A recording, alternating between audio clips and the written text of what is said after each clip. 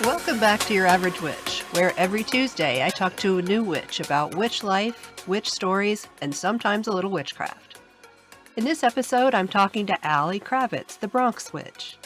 Aly talks about how she found her practice in a home without magic, how she may be the only person in the room but is never alone, and how she's creating a space for a witchy community in the Bronx, and she hopes you'll come visit. But first, let's hear from one of our sponsors this week, the Rusted Rabbit.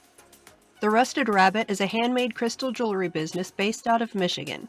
Whether you're looking for a head-turning statement pendant or something more simple and dainty, they've got the piece you need. The Rusted Rabbit is run by Mike and Lindsay of Anahata's Popcorn fame. They are a married couple who each bring a different eye to this small business, making for a variety of unique items. They specialize in wire wrapping, macrame, hair accessories, and much more. They focus on the properties of the crystal they're working with and put those energies into each piece. Check out The Rusted Rabbit to find bold jewelry that's made with love and intention, made for witches by witches. Fly over to therustedrabbitgr.com and use the code YAWPQUEEN to get 15% off your entire order. That's YAWPQUEEN to get 15% off your entire order. You can also find them on Instagram at The Real Rusted Rabbit or on Facebook as The Rusted Rabbit. Now let's get to the stories. Hello, Aly. Welcome to the show. Hi, how are you? Thank you so much for having me. I am great. Thank you for being here. Yeah. Would you please introduce yourself and let everybody know who you are and what you do and where they can find you? Absolutely. My name is Aly Kravetz. I'm known online as the Bronx Witch. I am a tarot reader, Reiki master, and owner of the Bronx Witch headquarters, which is a spiritual shop and workshare space in the Bronx, New York. You can find me on my website, bronxwitch.com. Follow me on Instagram at Bronx Witch, or you can check out my podcast, the Better Witch Podcast, on my YouTube channel and on all major podcast platforms. Now, what does it mean to you when you call yourself a witch? Being a witch to me, and this might sound a little corny. Folks often say witch stands for, a woman or a person in total control of herself. And I very much feel like that is what it means to me. Being a witch is something that has allowed me to really get to know myself in a really deep and true way. And from getting to know myself, that has led me to learn to trust myself and to love myself very deeply. I feel very much free from a lot of the trappings and dogma and constraints that I think a lot of folks in our modern day society are limited by. I see myself and life in things like the trees and the rain and the stars, and realize that I am no more limited than they are in my ability to express myself and in my ability to create the life that I want to have, and to influence not just myself, but the people around me and the circumstances around me. It's been a very beautiful and powerful journey, and I take identifying as a witch pretty seriously because it means so much to me.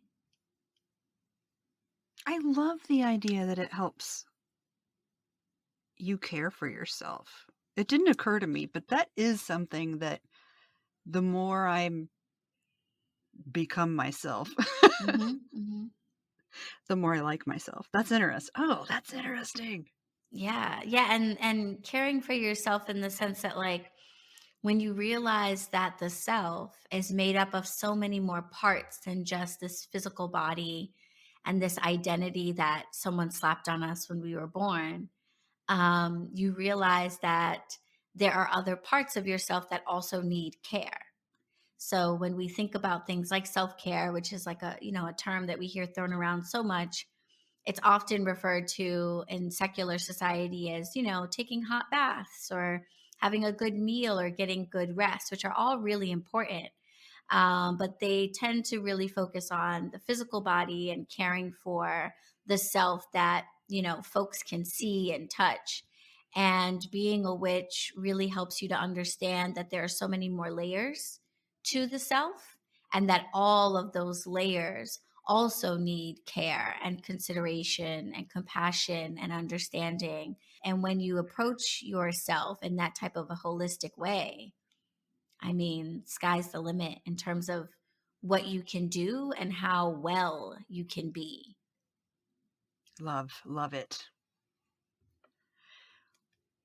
Would you say you have a family history with witchcraft, or do you have any stories from childhood or growing up that you remember that seem particularly witchy or metaphysical? Not at all. And I am so jealous of all the witches out there who grew up in magical homes. Not at all. I grew up in a very conservative Christian household. My family is from the South, Charleston, South Carolina, specifically. I grew up I was born and raised in New York City. I am a native New Yorker all day. But my family came from the South in the 60s during a time where lots of African Americans were migrating from the South for work and better opportunities. And so my family very much carried the South with them. And so I spent a lot of time there as a child every summer. I spent every single Sunday in church, most Saturdays in church as well. As a young person, my, extracurricular activities were all church activities. I really just went to school to go to school, and anything else in my life was a church related something or other. And as I got older and became a teenager and started exploring witchcraft on my own, my mother was very opposed to the idea, very frightened by the idea, very concerned for my well-being and my safety. And so, unfortunately, I did not have that type of experience, which would have been nice, I think.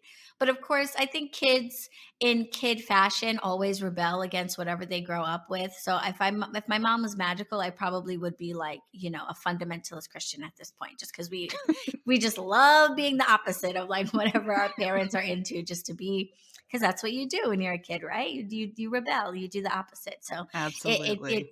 probably wouldn't have even been the case that I would have lived my life as a witch if I'd grown up in that environment. But I did not get that experience, so it was difficult for me exploring witchcraft and magic, and later in life spirituality, from an environment that wasn't very supportive of that, having to sneak around and really find my own way, and find other people to teach me.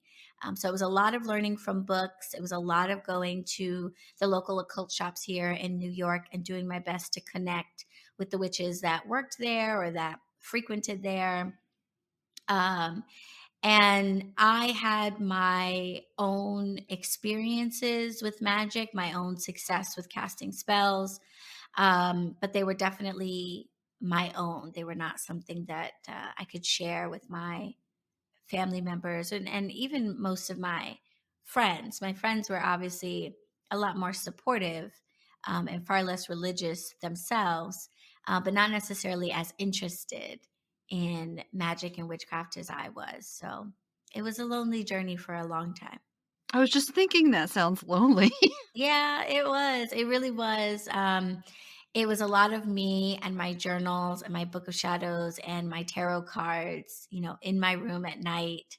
I couldn't have an altar set up. So I had my altar tools, which were mostly made of things that I stole from my mom that she wouldn't notice, like candelabras that were only used for fancy dinners and things like that.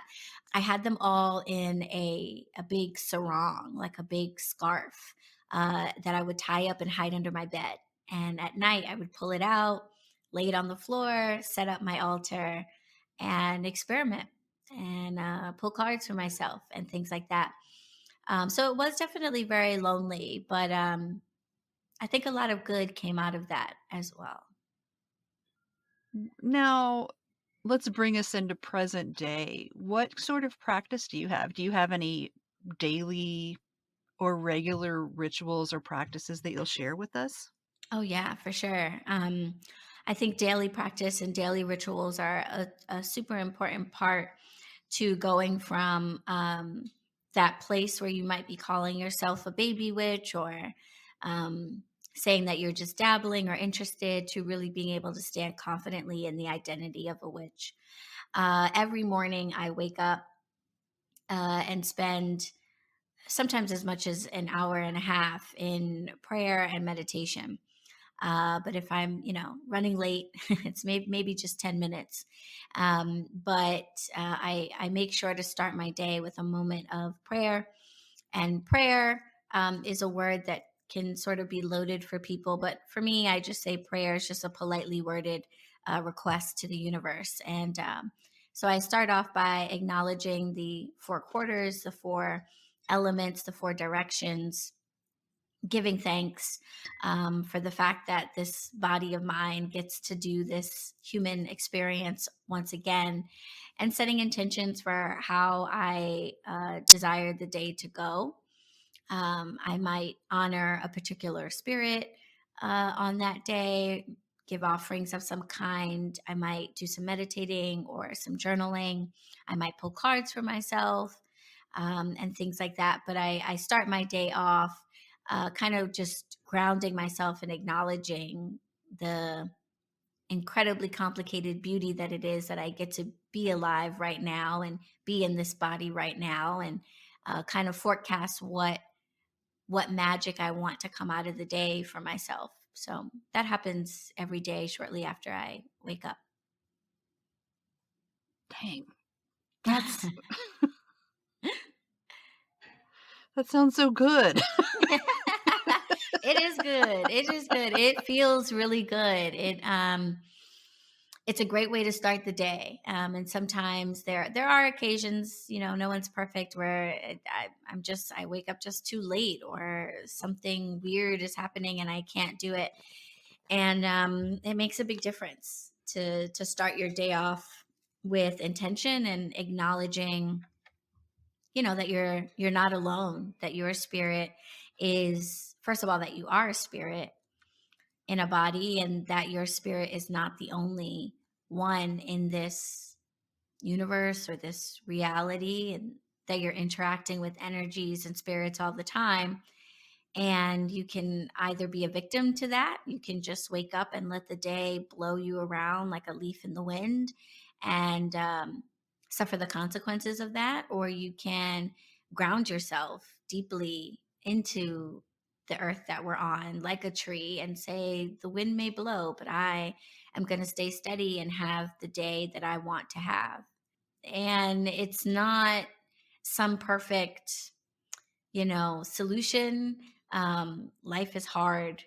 Life is very, very hard. And some days I get to the end of it and it's just devastating, and I'm in tears and I'm struggling.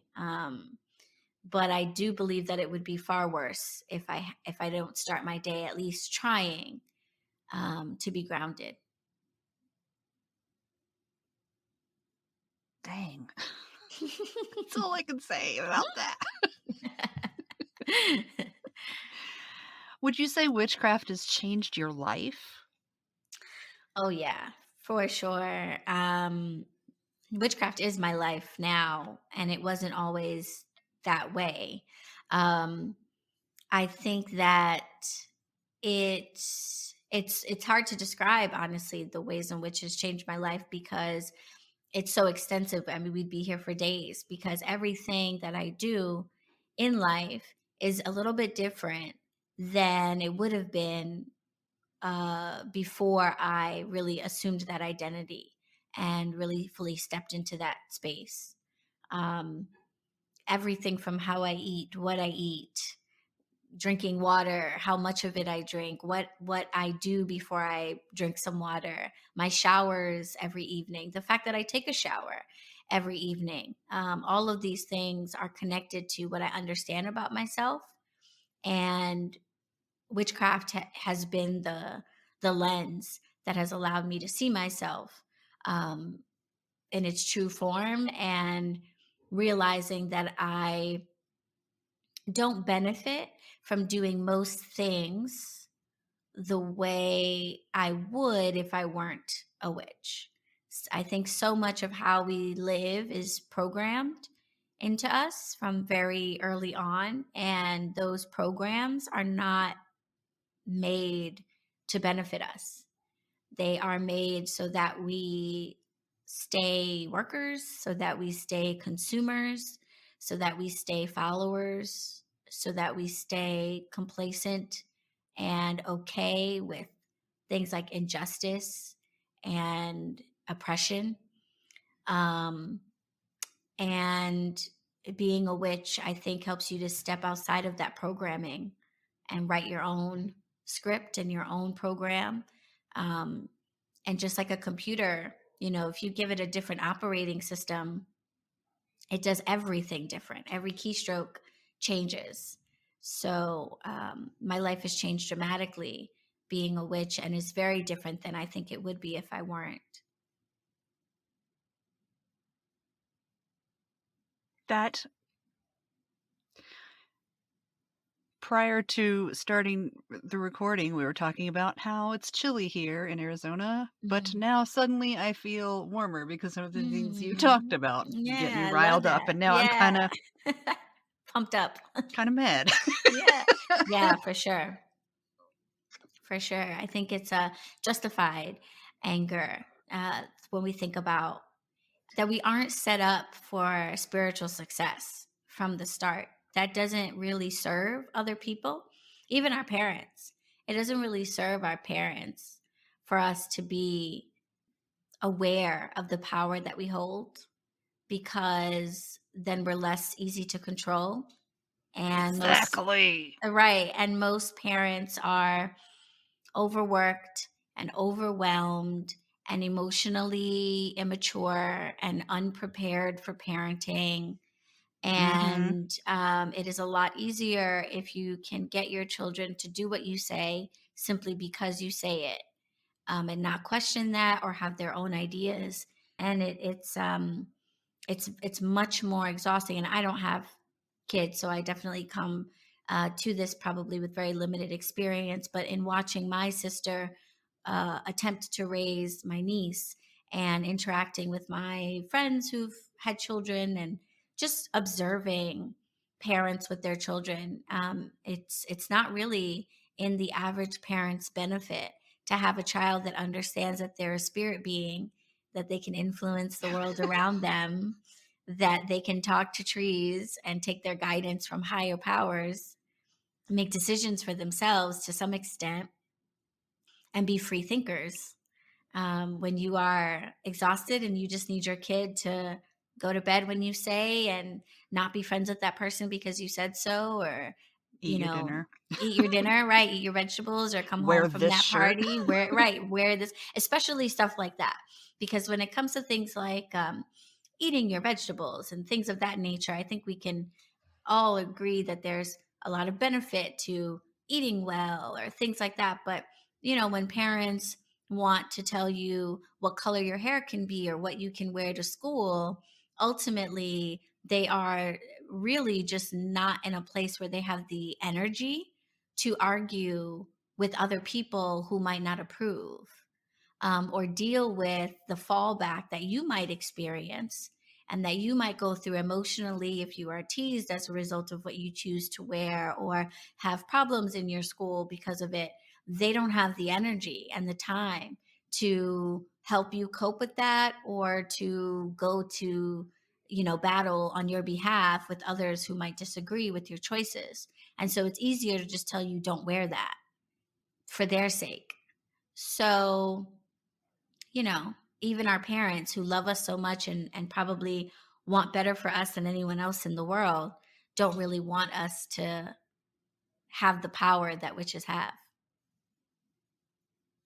Dang. I, So many I always said, sound bites.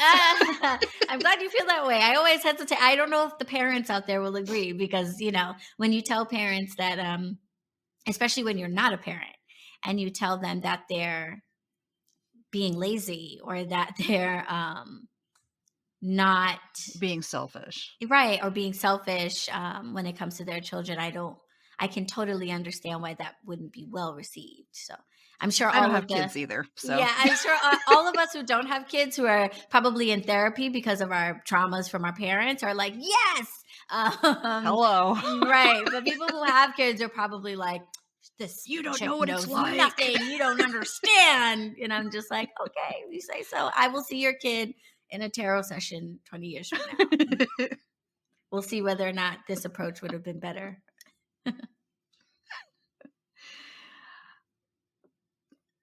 What would you say is the biggest motivator in your practice?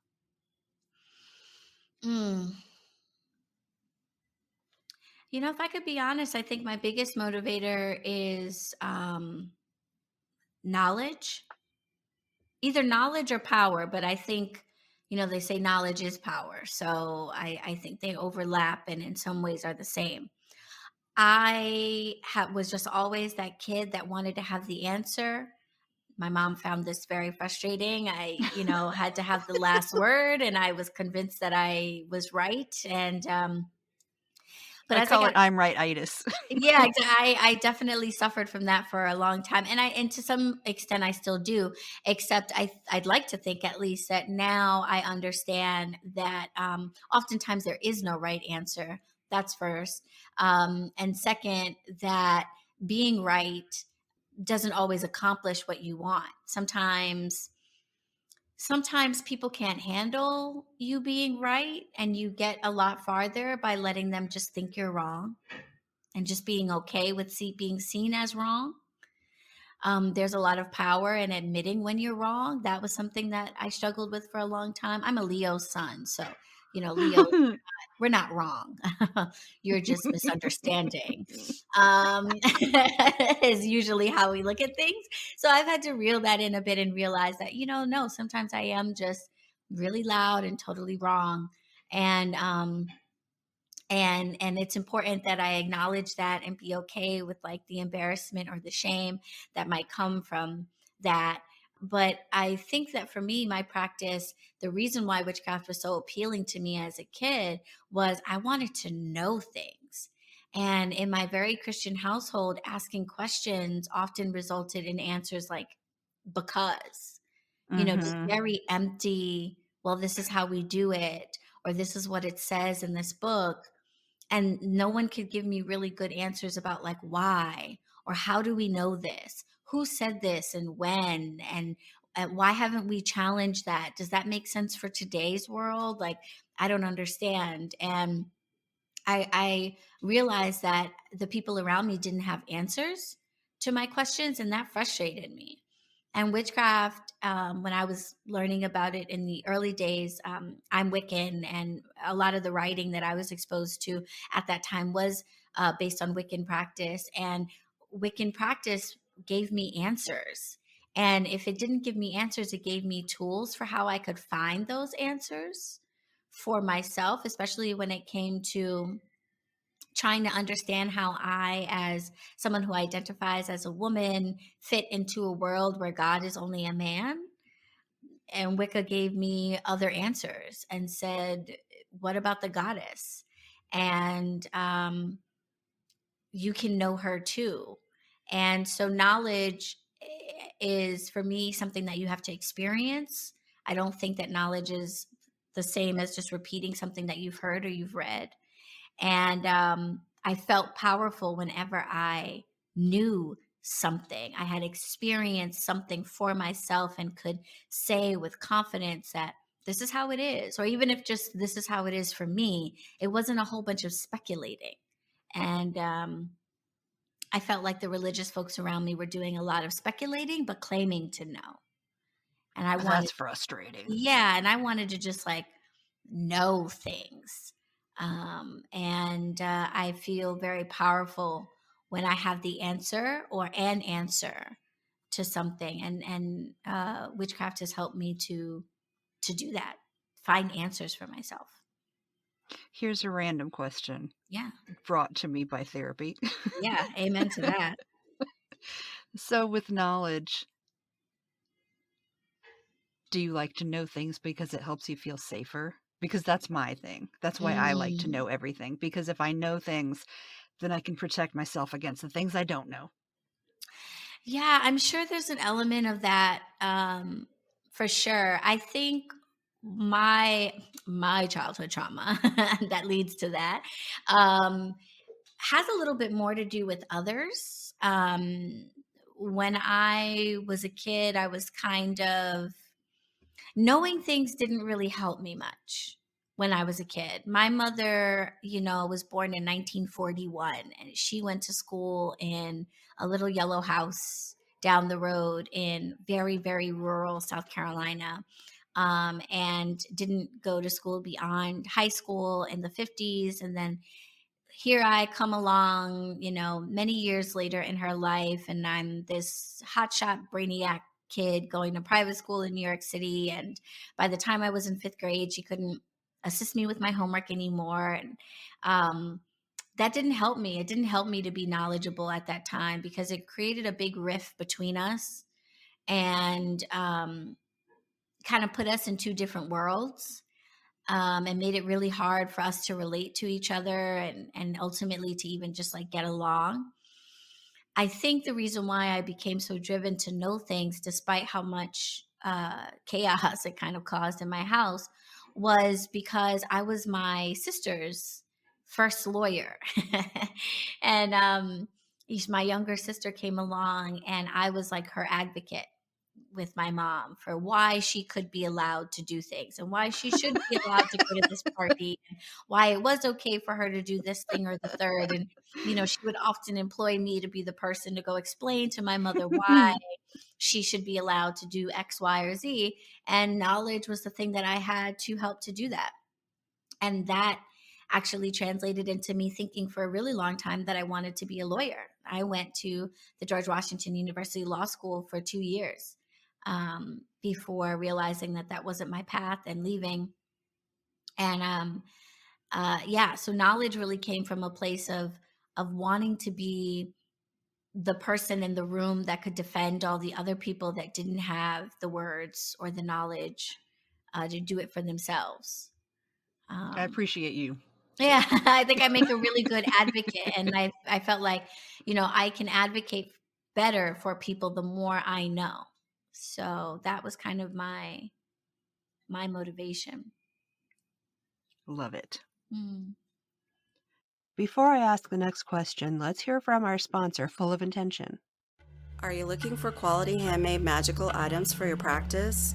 Perhaps a dressed spell or altar candle, a crystal bracelet, or a magical oil to aid in your workings.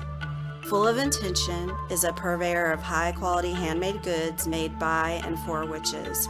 Bring luck, love, and abundance into your life with a little help from Full of Intention. Shop the online boutique at www.fullofintention.com. Listeners can use promo code WITCH20 to save 20% on your first order.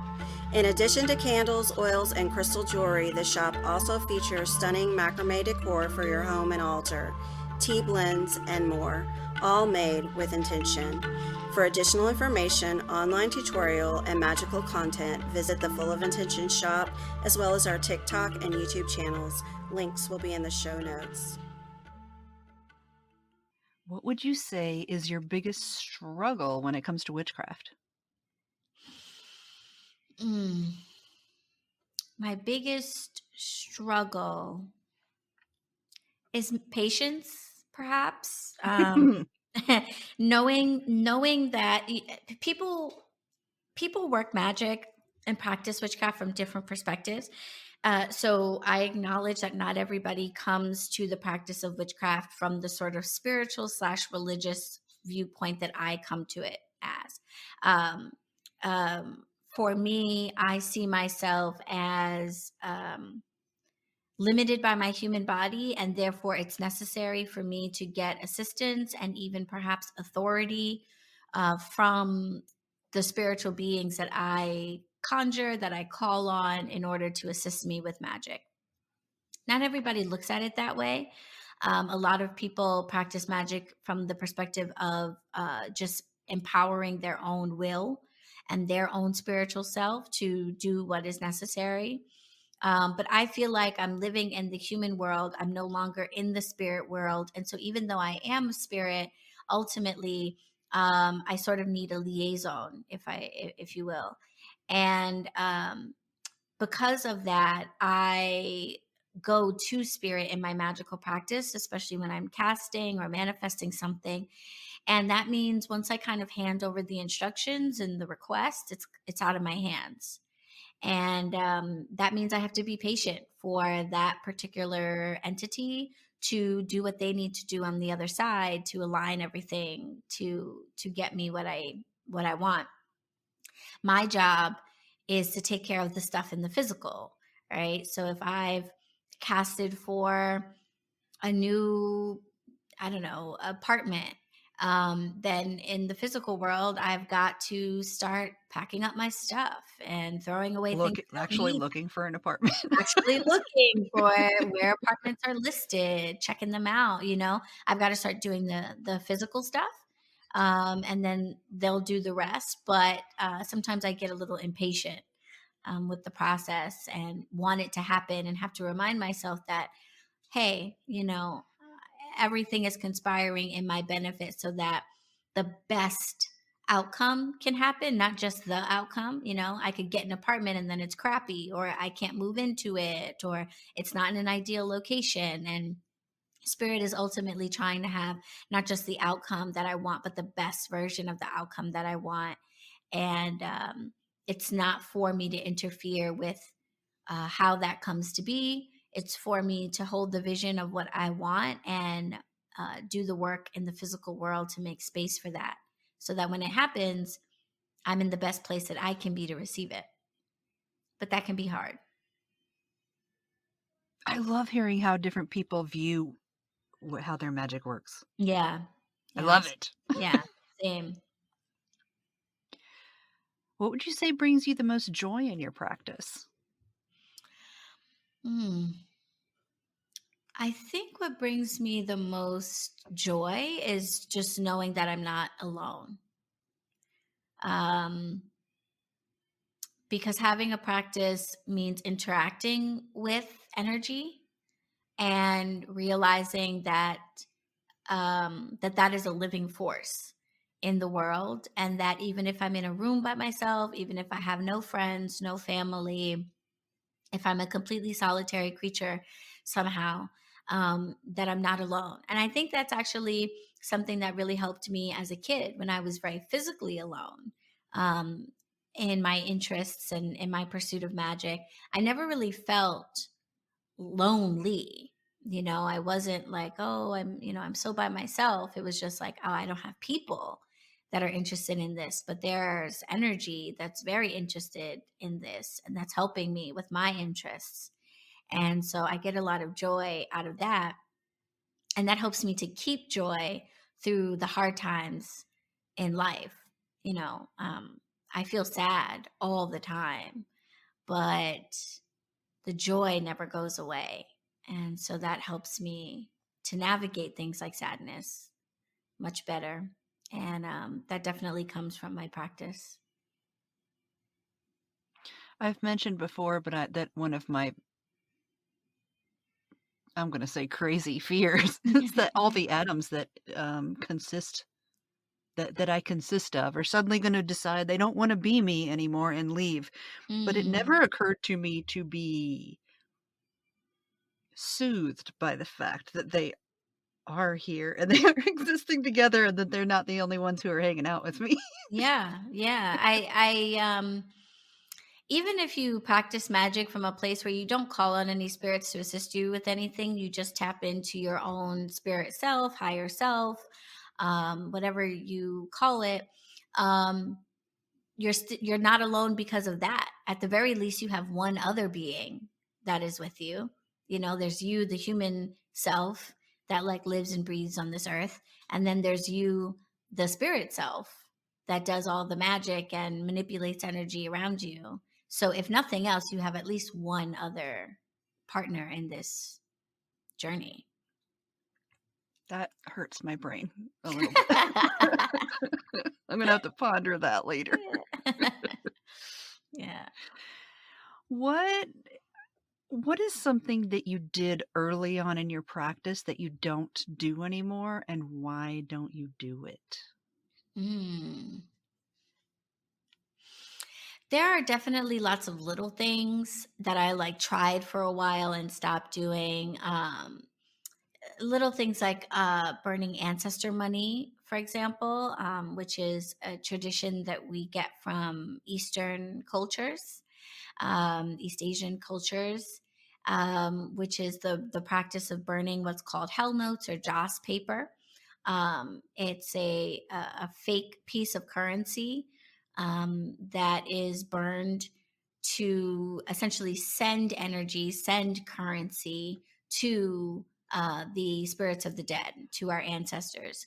And that's kind of made its way over to the West, and some practices that are Western practices have incorporated that and picked up on that. And for a while, I was trying to burn ancestor money at my ancestor altar, and they were just like, "Girl, we are not Asian. Like, what are you doing?" And I was like, "I don't know. This is what people are doing. They say we should be doing this." And they were like, "No, you can totally stop buying those." And I was like, "Thanks. Okay. No problem." So, there's little stuff like that where I'm a solitary practitioner. So that means I don't have a coven. And I'm an eclectic witch, which means I'm not initiated into a singular tradition, and so that means it's been a lot of trial and error for me, which may not have been the case if I were, or certainly wouldn't be the case if I were like initiated into a particular tradition that already had a lot of systems and structures and rules for how you do this or how you go about that or how you approach the spirit or how you make this happen. So it's been a lot of trial and error for me. So there's definitely little things like that. One of the big things probably that I no longer do is think that everything I learn needs to be incorporated into my practice. That's probably the biggest change. As a young witch, everything I learned, I felt like, well, I have learned this thing. I must now start doing it. And I've learned that I can educate myself on what other witches are doing, what other practices and traditions are all about. But that doesn't mean it's for me just because I've learned about it. And Lord, yeah, that certainly saves me a lot of say money. that one again. It definitely saves me some coin, that's for sure, because I'm like going out buying all kinds of things for things that are really not for me. So I love learning about spiritual practices, magical practices, different traditions, but no longer feel like because I've learned something, that means I now need to become an expert in it and start doing it, and become a spokesperson for it and all of that stuff. I can just learn about something, and keep it moving. Yes. Mm-hmm. Do you have a favorite tool that you use, like an actual physical thing? And how do you use it? My I guess it favorite. doesn't have to be physical if it's like my brain. No, yeah, no, all those things are great. Those things are great. But I do have tools that I like to use a lot. Um, I use my candle snuffer a lot. Ooh, I use my candle snuffer a lot. I have one pretty much everywhere and anywhere where I have a candle, which is in a lot of places. what Because kinds do you have? I'm an altar maker. Well, honestly, the underside of any container sometimes is my snuffer, but I do try to actually get snuffers. Really whatever I find, but I would say most of mine are brass snuffers, that I've gotten from different new age shops. And now that I have a shop, I carry a few um, around. But one of my favorites is a style that I have here in the shop. It's very short and small, and the head of the snuffer is on a hinge, which makes it much Oh, easier yeah. to like drop down into tall candles, Mm-hmm. or reach across things across my altar and like put out a candle that's in the back of the altar or kind of far away from me.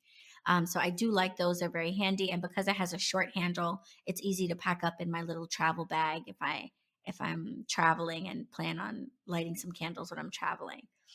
So I do like that. So it's a very practical tool, but it gets a lot of use from me for sure. What do you think of the candle, the loops that you like dip the wick dipper? Oh, I don't know. I don't know about that. What's a wick dipper? Um, Imagine just like a stick, and it Uh-huh. has a little like circle that like your pinky could fit into maybe. And Mm. you put it around the wick as it's burning, and then you dip it down into the candle, into the melted wax, and then you pull it back out, Mm-hmm. and that extinguishes the flame that way. Oh my. I've never even seen this. I love that. I'm all for it. I'm all for it. Yeah, I've never used one like that. But I can totally see how it would work for sure. I gotta I'm look into lazy, that. and I do what you do and just put something on top of it. Yeah, I do that a lot, and like a lot of my random items have like a little burned soot spot on the bottom because Yeah. I do that stuff, and I'm always like, I should stop doing that. I'm definitely gonna melt something one day. So I do get lazy that way, but that is why I try to have a snuffer in every space where I might be lighting a candle, so that I don't do that too much. But yeah, I get a That lot of use of out of my snuffers.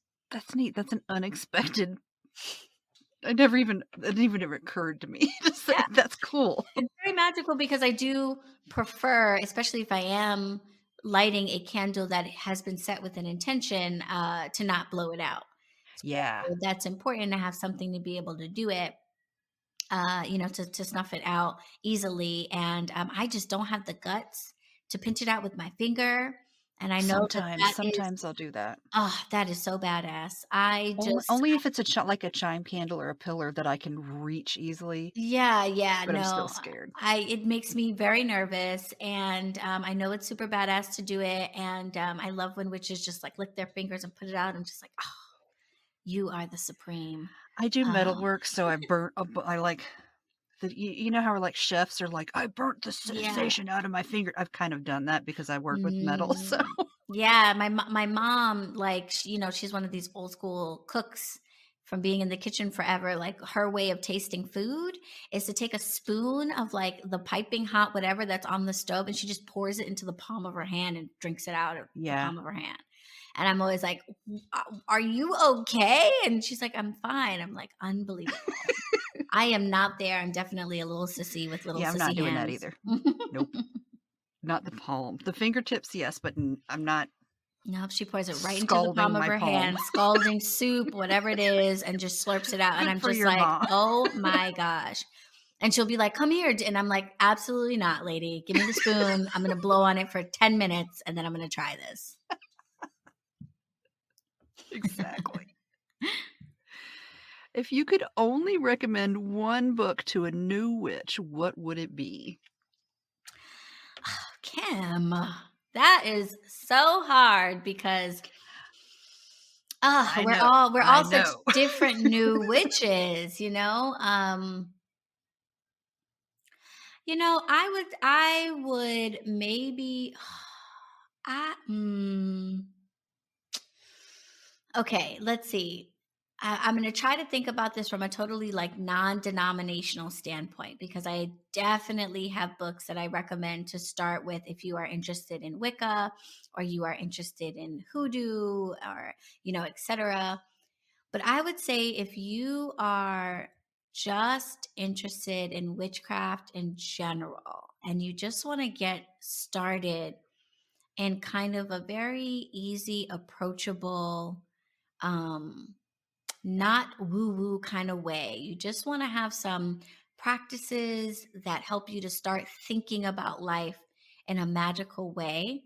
I would recommend Good Juju by Najah Lightfoot. It's published by Llewellyn. Um, and she just recently or very soon to release her next book, Powerful Juju. But I would start with Good Juju. It's a small book. It's very simply written. And it just gives you a good overview of just how to start living a magical life. Some very introductory rituals or prayers or things to think about in terms of connecting more deeply with nature, with the goddess, with yourself. And that kind of really doesn't matter what type of witchcraft you are interested in. This would be a good place to start. And then from there, you can say, okay, I'm particularly interested in this type of craft, or I have ancestry here and want to learn more about these practices, or I love tarot and I want to learn more about that. But this gives a really good overview of just ways to get started on practicing magic and incorporating witchcraft into your life. Nice. Mm-hmm. Who would you say are the 3 biggest influences on your practice? Or what? Who or what? On my practice.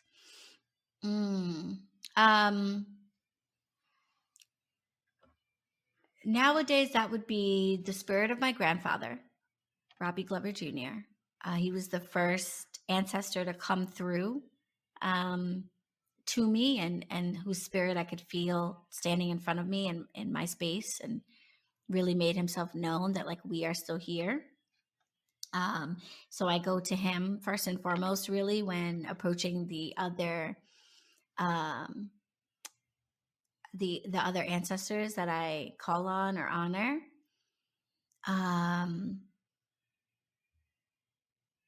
I would say these are like human people we're talking about.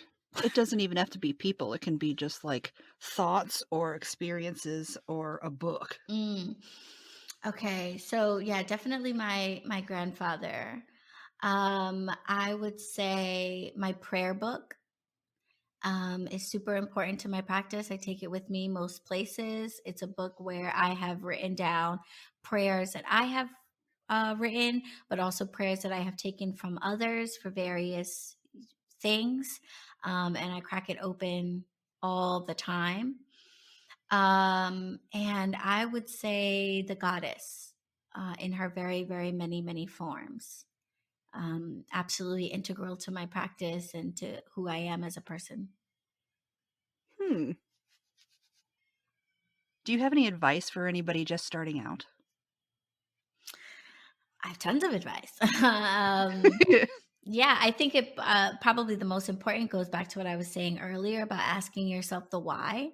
I think that's super important in the beginning. It's the last question that anybody ever really talks about. You know, it's like, oh, you're new to witchcraft. How do you do this? What do you put on your altar? What, how do I make this thing? Or how do I cast this spell? And really the first question should be why. Why are you interested in witchcraft in the first place? And it's okay if the answer is because I saw it on a TV show and I think it's really cool, or I don't feel powerful in my real life and I want to find that somehow. Yeah. Yeah, we're allowed to want that. Yeah, that's okay. It doesn't have to be some deep spiritual reason. It doesn't have to be for the good of the world. Right, I mean, because it's you nice, wanna, but you're allowed to want things for yourself. Right, exactly. It's okay if you are in high school and you're being bullied and you feel really powerless and helpless and you want to take your power back. What you then do with that and then how you navigate with that is important to consider, because you could be bringing more conflict into your life than resolution and peace. But if for yourself that's the reason, then that's the reason. But I don't think that new witches have been told enough, and so they don't know that the why is the most important place to start and constantly come back to. What and the how and the where do I put this and the when do I do that? That's all stuff that you will be able to far more easily establish and understand for yourself if you know why you're doing something. If I know why I'm putting lavender in this thing, then it's going to make it a lot easier for me to know when to use lavender, what things to use lavender in, where to put the lavender, what to do if I don't have lavender, etc. But if you don't know why, then all the other stuff is very difficult and you need someone else to direct you. And Thank you. that's not really witchcraft. That's imitation. That's not the same. Oh, that's probably going to hurt some feelings. Yeah, that's okay. That's all right. Who would you like to see on this show answering these questions?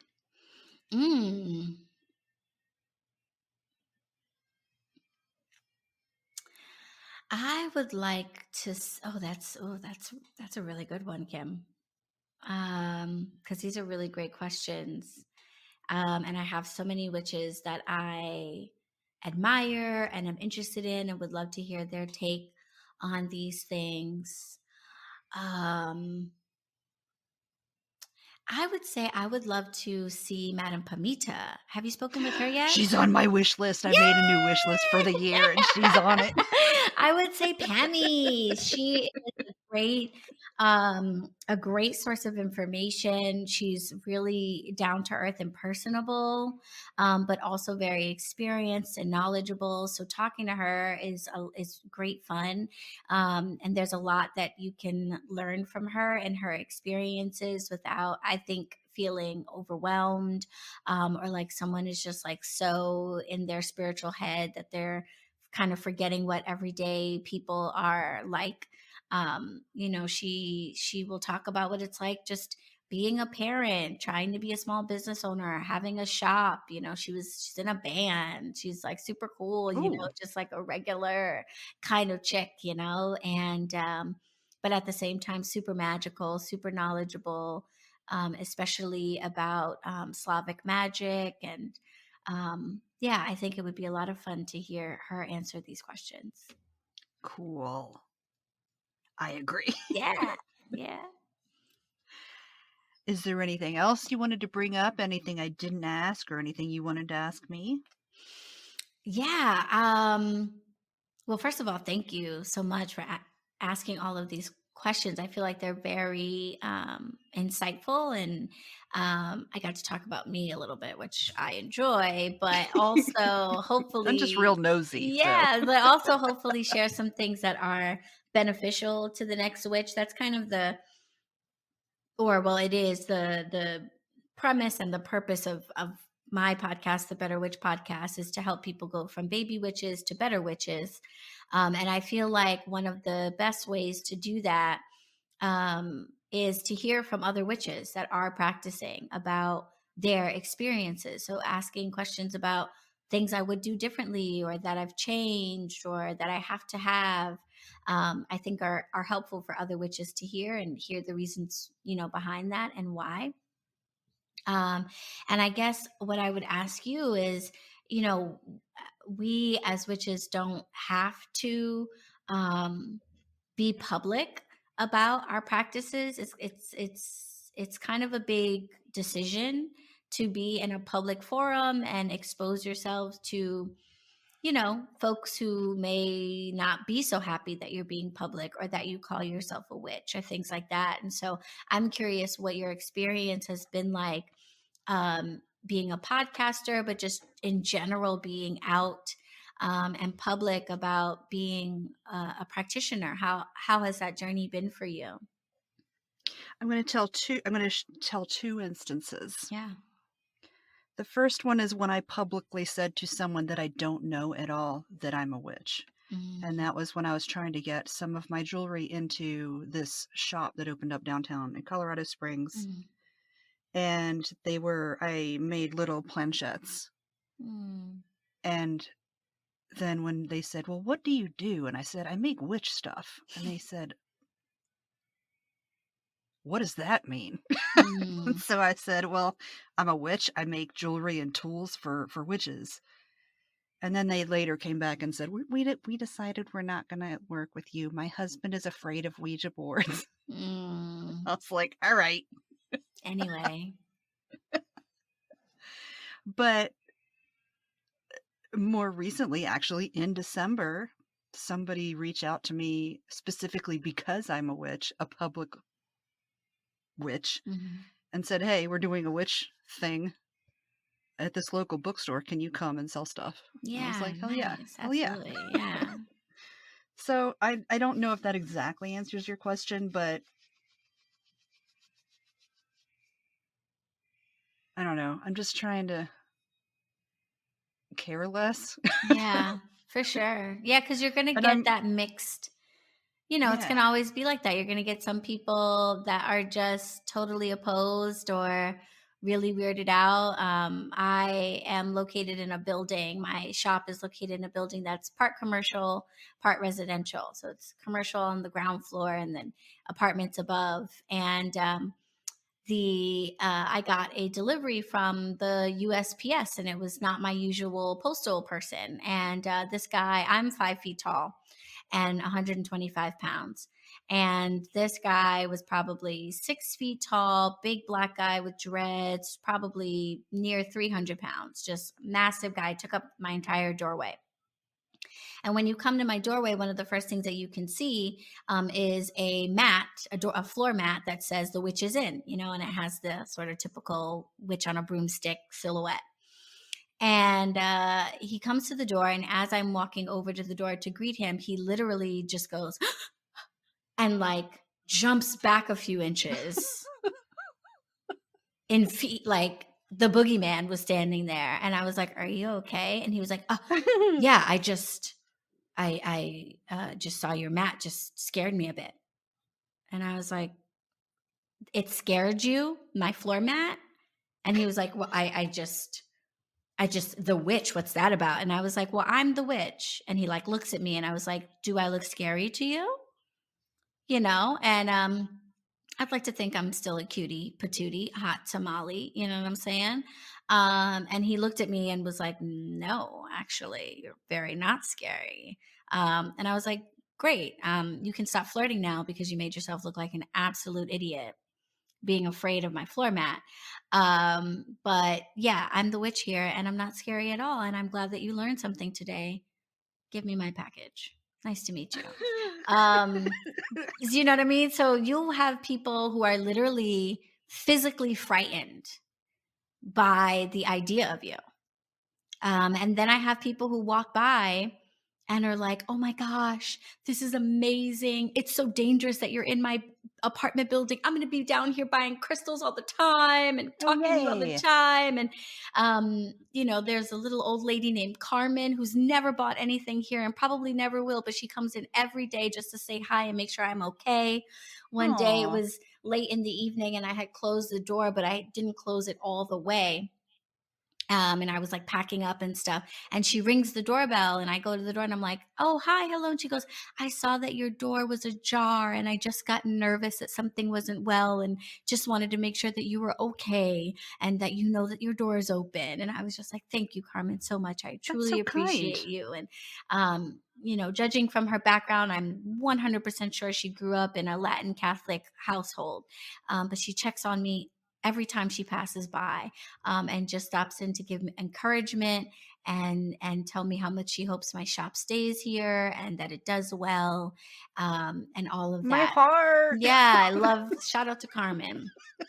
Could probably take that postal worker down with her love and kindness. So it's definitely a mixed bag of reactions that you get, and you kind of never know what people are going to say. I've had people laugh in my face, like belly roll Santa Claus laugh in my face when I say I'm Yeah. a witch, because the idea is just so ridiculous to them, based on what their misconception of what a witch is. Do you think you're at Hogwarts? Oh yeah, you get that all the time. Yes, "Oh, friend. what I is think this I'm at Harry Potter Hogwarts." stuff? Ha ha ha!" And so and that can be very hurtful. So it's not easy. So I definitely, every time I meet a fellow witch that's out in the world, making their crafts, sharing themselves in the public, telling people to their faces, "Yep, I'm a witch." And whatever you take from that is what you take from that. I, say hats off to you. And I definitely wish you much love and luck and success with all the things you're working on and with this podcast. Thanks. Gosh. Yeah, for Oh, sure. wow. Same to you. Thank you. Now, the last two things. Yeah. Number one, please recommend something to the listeners. It doesn't have to be metaphysical or witchy, spiritual, just anything. Whatever you're into right now. I recommend therapy. Hell yes. Yes. I recommend therapy for every single person on the surface of the earth. You do not need to be quote unquote struggling or have gone through some specific trauma that you can put your finger on, or anything like that for therapy to be beneficial to you. Everything that you do as a adult or someone close to an adult, I imagine most folks tuning in, or at least of teenage age, everything that you do as a person is directly tied to the things that you experienced as a child, for better or for worse. And it's important to know why you do the things you do, why you tick the way that you tick. I don't think it's possible for a witch to be a witch if they do not know themselves. And if you don't understand why you navigate life the way that you do, you don't really know yourself. And it's going to be very difficult to manipulate or influence the people or things around you if you don't know how it is that you can do that in the first place. Oh my gosh. Yeah. So I recommend therapy to absolutely everybody so that you can get to know yourself. When you get to know yourself, then you begin to trust yourself and love yourself and see the power that you hold. And you are in control rather than your life experiences or your emotions or your unchecked or unaddressed traumas being in control of you. Yes. Yeah.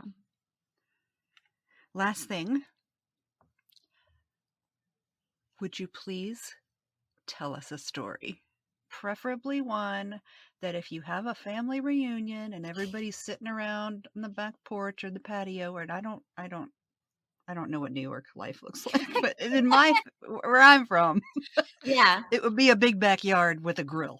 Right. Yeah. Not a lot of that here. It'd be like in the park. In the park, hanging out. But your family's all around and everybody's hanging out, and you're like, remember when cousin whoever did thing? Mm-hmm. That story.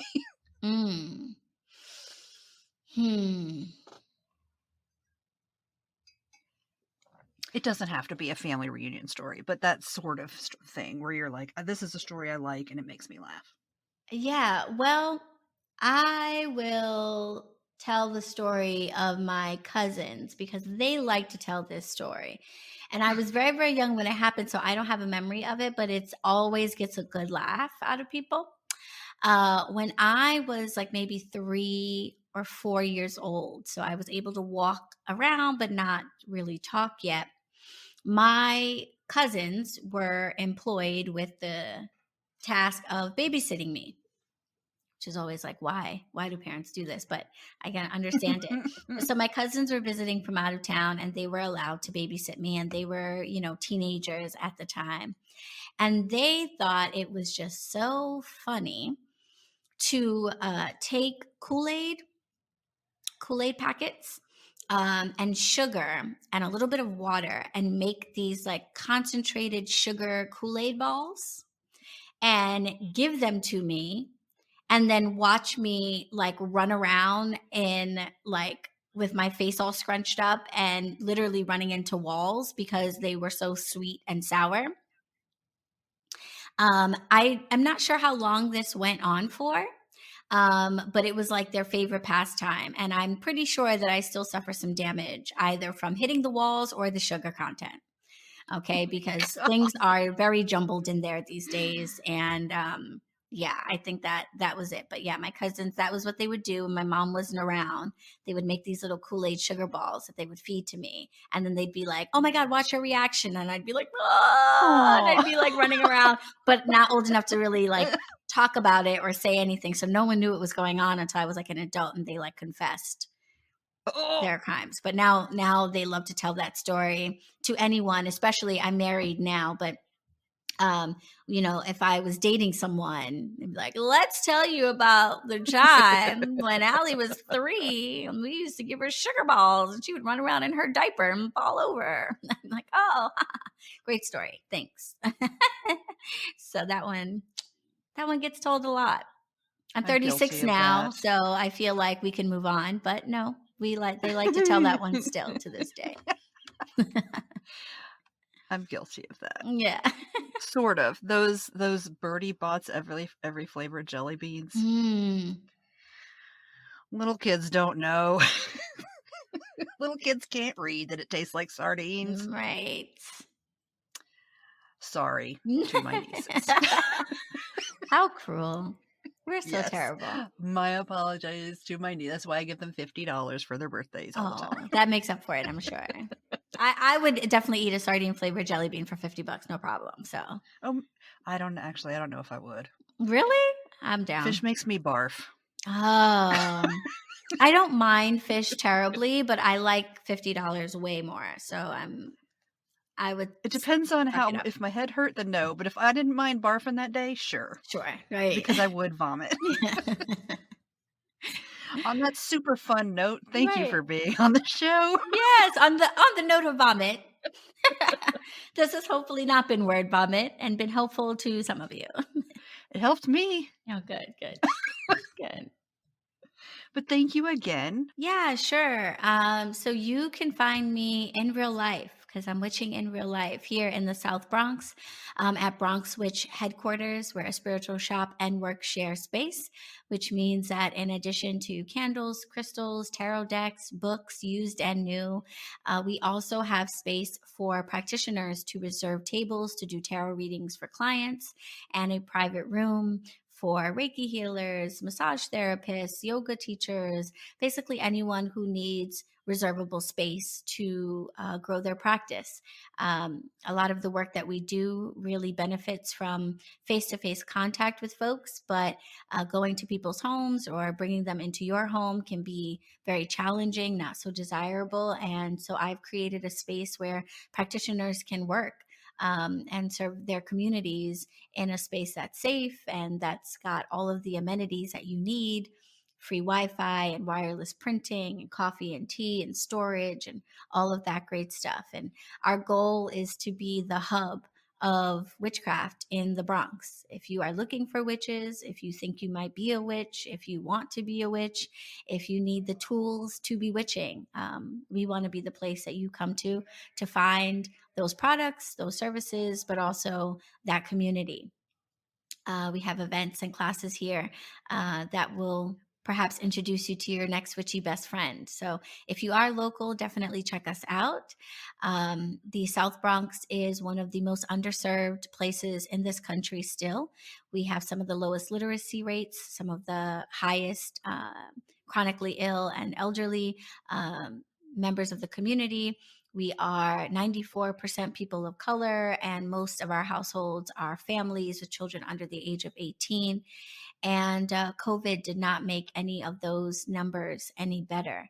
And so if you feel like this is the type of place that you want to see in areas like this, but you don't live here, please visit our website, bronxwitch.com. There is a link of ways that you can support us, from donating books to donating supplies, to donating funds, and it would be of great help. So I do hope that you go to the website and learn more about us and maybe a little bit more about me, and reach out and support this growing community.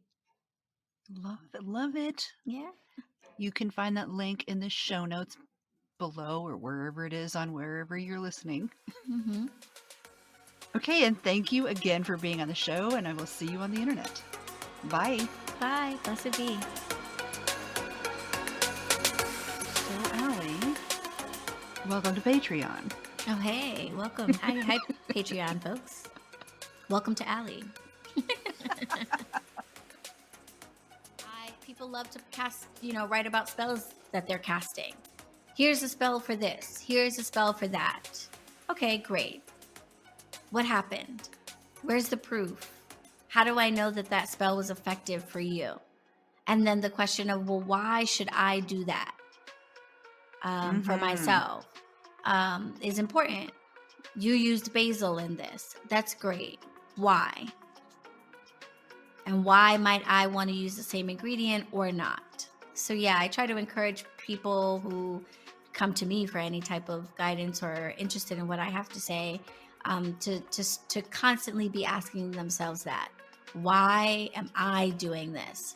And if you're honest with yourself, which is important, and the answer is because I saw someone else do it, then consider that. To hear more of the Patreon episode, head over to patreon.com/cleverkimscurios for a free 7-day trial. The $5 tier will give you podcast bonuses, videos, recipes, access to the Marco Polo and Facebook groups, and more. There are also tiers starting at $10 where you can get spell boxes, intentional handcrafted jewelry that I make especially for witches, and there's even a special crystal tier. Check it out at patreon.com/cleverkimscurios.